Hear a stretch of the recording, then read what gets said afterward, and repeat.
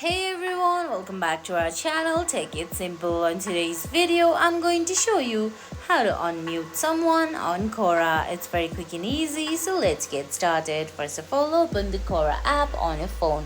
If you don't have the app yet, you can get it from Google Play Store or the Apple App Store. Once you do that, launch the app, then sign in. Now on the screen, you can see options like home, following, answer, spaces and notifications. Well, you have to go to top left corner and tap on the user icon or your profile picture. From there, go ahead and tap on settings.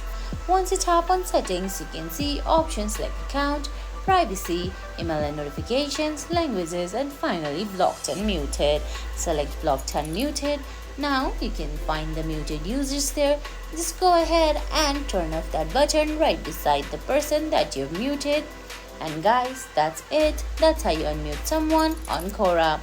I hope you found this video helpful. If you did, please give it a thumbs up, leave a comment, subscribe to our channel and hit that bell icon. See you in the next video. Thanks for watching.